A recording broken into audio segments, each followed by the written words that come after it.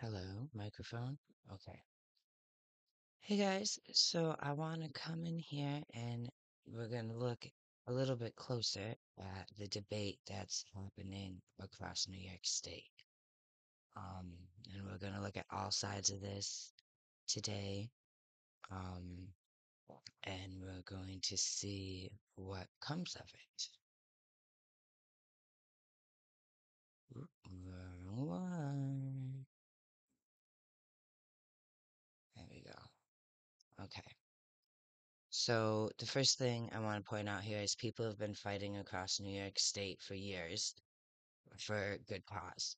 So there's been a lot of advocacy groups and a lot of on the ground footwork that have brought us to where we are today, right? So where we are today is where the city has to make a decision. Okay, so um primarily good cause would would switch our local law. So if we're going to do it, we have to do it locally, and it would change the burden of proof from tenants to landlords during the eviction process. Okay, so what does that look like? When you go into criminal court, the burden of proof is on the police to prove you're guilty. But when an individual goes into eviction court currently, they have to prove that they're innocent, right? So it also does some other things that would help tenants besides just switching that burden of proof.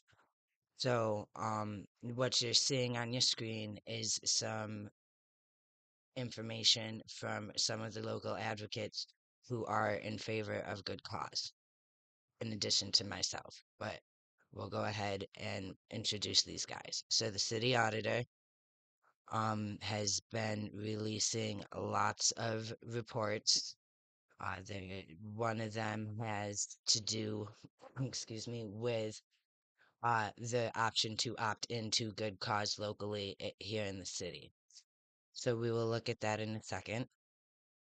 Okay, another person and group and people who are working really diligently towards good cause is the Syracuse Tenants Union.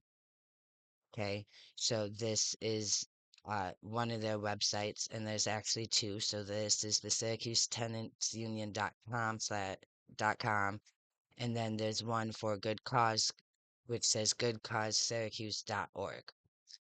So we're going to be looking at some of these here in a second, and a lot of the argument and the information we're going to be looking at is coming from these people, and it's local information. So we are looking at data, but it's local data. And when you have a debate like this, you're supposed to take into consideration where your information source is coming from. So to be fair to the landlords, I'm gonna put that on the table. We always have to think about where our data is coming from. All right, so let's go but look at these other things that the city auditor says would help. So they need to have a rental registry certificate. They need to, or they're not going to be able to evict if there are open code violations. If they have a history of intimidation, and they cannot evict based on non-payment of a rent, that's cut off. So we can go look at the full one pager for that. Um, they cannot evict based on non-payment of rent increase of more than 5%. So it puts a cap on how much landlords can raise their rent. Okay, so that is uh the ways that good cause could be helpful for Syracuse City tenants. That's part of the argument. Um, do do do do do do do do do. We're going to look at some of this data because briefly because we have a housing crisis in the cities. So there's lots of things that go into our housing problems, right? But if we're going to take a second and look at some eviction data, okay? So um that this chart is Can you see the top of it? Probably not. Let me pull that up. There you go. Okay. Top 15 landlord groups that are filling up the eviction court downtown. Grant Village Apartments, William D'Angelo, TJMG at 200 Second Street, Liverpool, Brian and Harry Murphy, Syracuse Housing Authority, AG Virgo Realty, Dreskin Properties Incorporated, and Dynama Realty, Christopher Community, PO Box 6129, whatever that is, North Apartment LLC, and JHS Realty. So that explains something at the town hall, and we'll look at some of this in a second. Regarding trying to figure out who the PO Box 6129 is, there's some whole other housing issues that they're handling as far as transparency is concerned when it comes to being a property owner. So we're not really going to touch that, but that's what you're thinking about. That question obviously comes up, like who is PO Box 6129? So there's your answer. There is something that says certain local people or they'll be able to look at the members of who that business is for criminal activity, but we can't look at members of who that business is for civil and eviction court proceedings. So Good Cause focuses on civil and eviction court.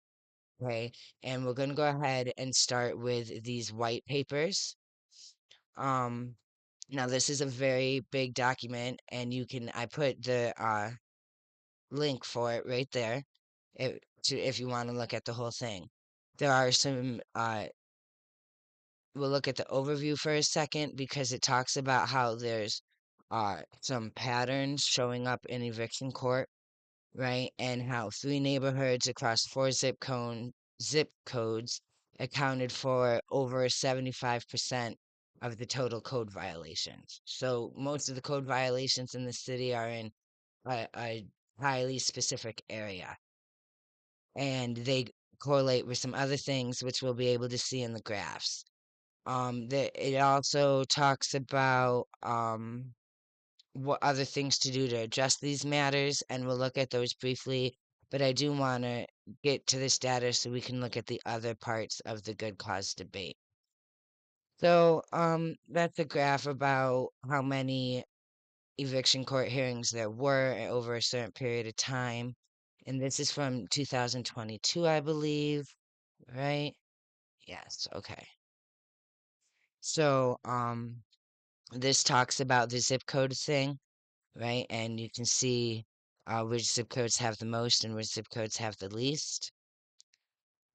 And then this is eviction proceedings and unsafe code violations. So the places that are evicting people the most also have a high amount of code violations, which is what this is suggesting. So this map talks about evictions versus poverty, right? So I guess we can zoom in for a second. So there's your code over there on the right.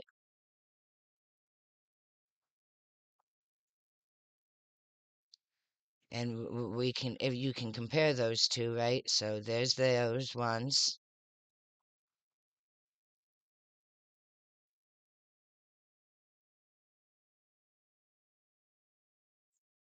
And here's this one again. Okay, so they do look similar, but they're talking about two different things.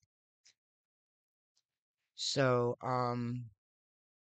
this is how many small landlords we have versus how many big landlords we have.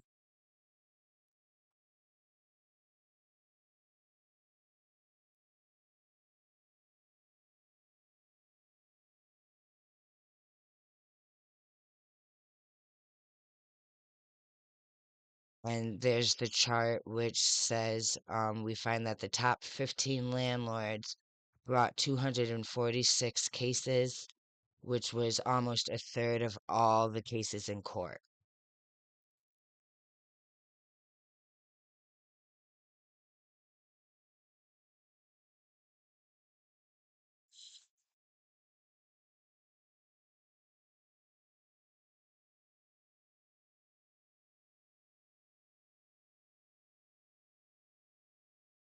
So, this talks about displacement, which happens for a variety of reasons, and there are other people who are very much more versed at talking about displacement. Um, Even though like I've been through it, other people are more versed at talking about it. So there's lots of data here, right? And before we go to look at some of the other data, I do just want to give this credit here on the screen, relating where this came from. Again, this is the Syracuse Tenants Union and the Volunteer Lawyers Project in New York CNY provided the court calendars. So the argument in the white papers is that, and we'll go back to the overview so you can hear it straight from them. If I can find it. Scroll, scroll, scroll.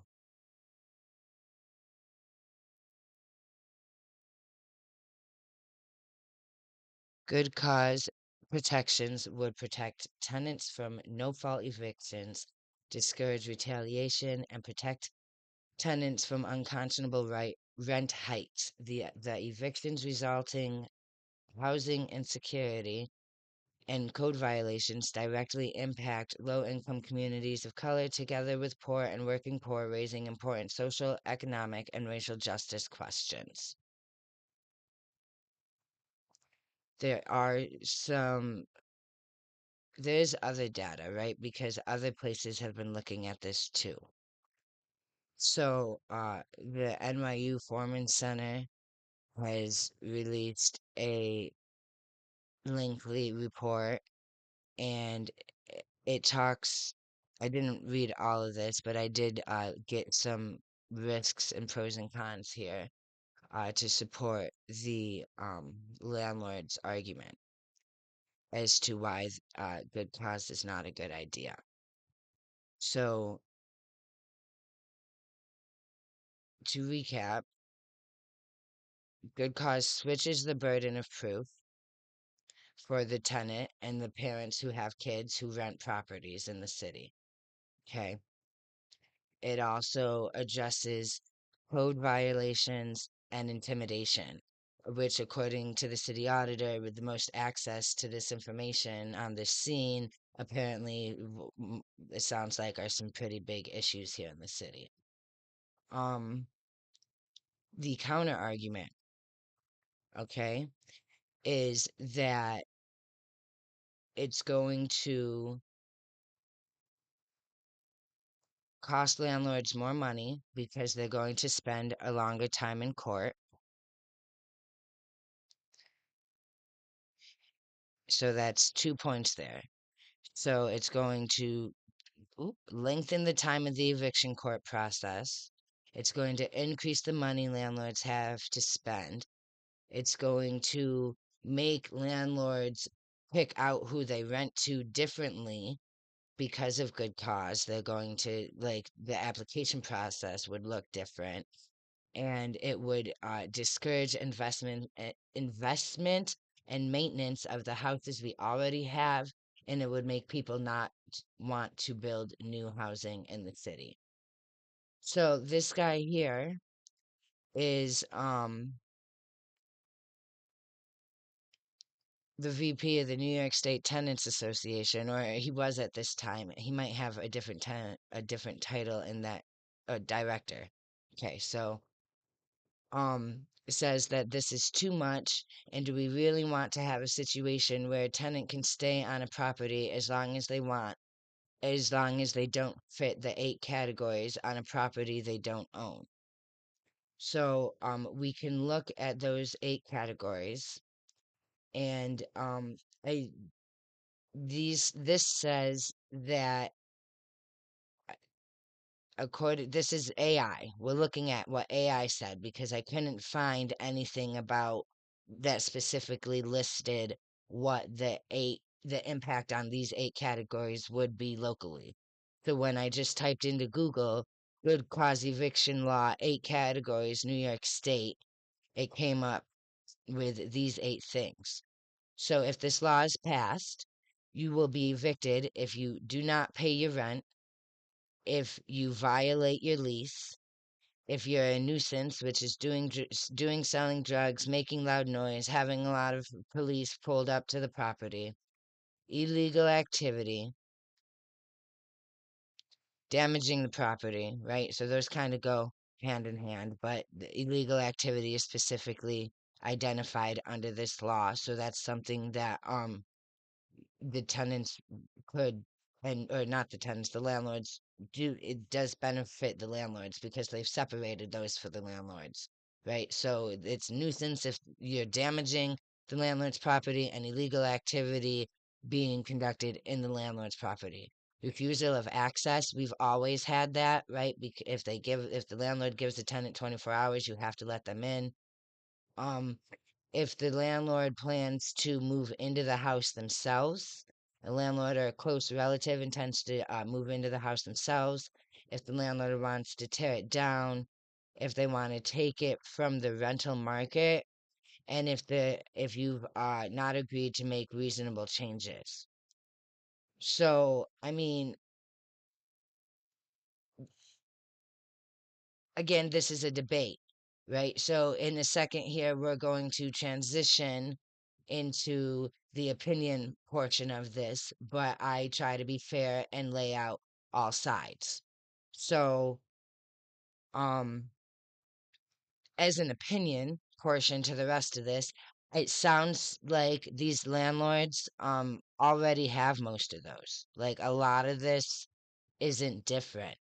What's really different is um the burden of proof piece, right? So our landlord can't just come say they damaged my property without any proof. If this law is passed, would be an example. Um, it, I don't know how they would do the withdrawal from the rental market thing because landlords do that. They do tell tenants, "Oh, I'm selling the house," and then the tenant gets ready and moves, and they don't actually sell the house. So I don't know how that would be managed, and that is another one of the um cons to good cause, is that it makes managing some of these things a little bit more technical, right? So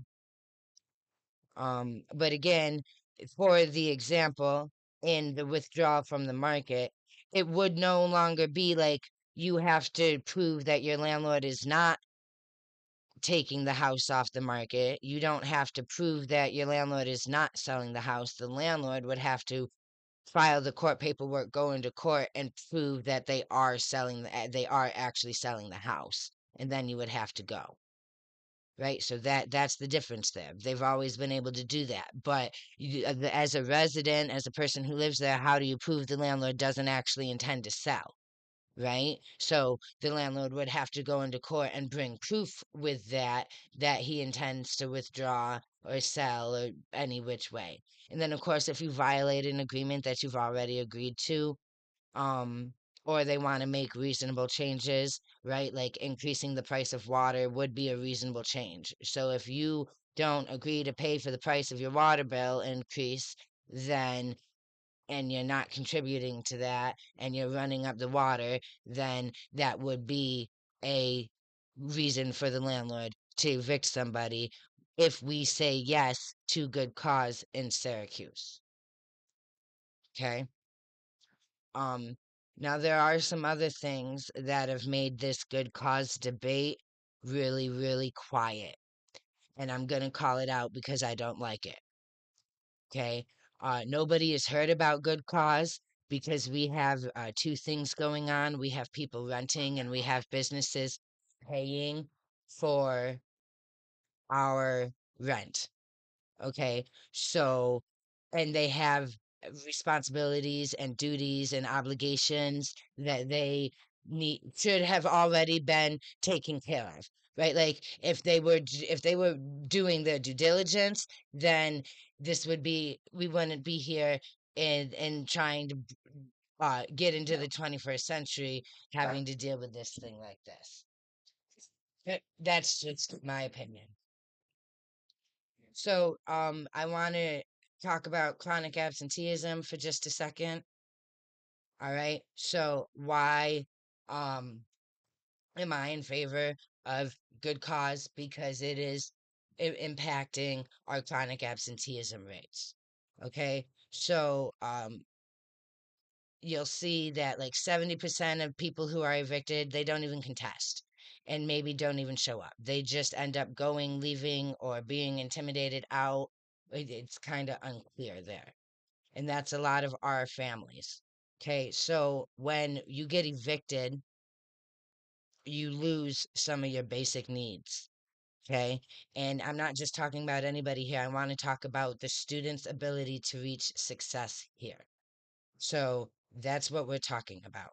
A student's ability to reach success and how that success and their ability to reach success is impacted when they're evicted with no cause. Okay. Their safety and their psychological needs go into crisis. Okay. And they miss other opportunities to um reach success, or in this triangle, in Maslow's triangle, it would be self actualization, right? Because they're bouncing back and forth dealing with these ridiculously high eviction rates and poverty. So what happens after that? They become at high risk for you know guns, death, drugs, those types of things. Now another way to say that is this. Okay, here's some Syracuse.com's articles. All right, good cause is part of the sauce, in my opinion, because it would be a way to act on some of the issues we're having with our youth. It would help lower some of the long-term crisis and trauma that our youth are dealing with at home. But nothing is going to happen at all with good cause until we finish this citywide reevaluation of assessments, which the RFP just went up last week. So any answer on good cause is probably going to have to wait until we get into that a little bit.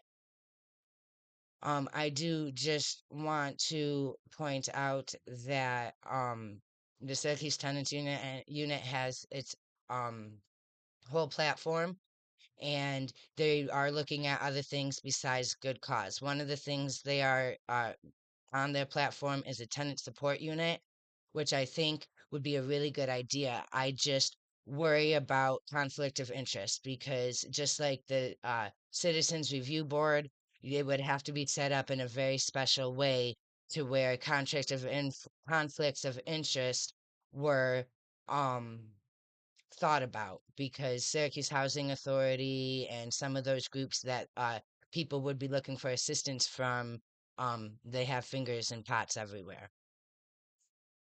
So, and again, I'm talking about student success, and when in that tenant support unit, it includes coordination with Syracuse City School District. So you want to make sure, if we did have a tenant support unit, it would be nice to make sure that the school district was in communication, but our privacy rights are also being um, tended to carefully. So no matter what you feel about good cause at this point, here's your options.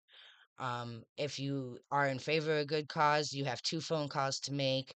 There's a petition you can sign, as well as calling your local council directly and telling them what you think about it at the phone number on the screen. And with that, I wish you all a good day, and I will talk to you soon.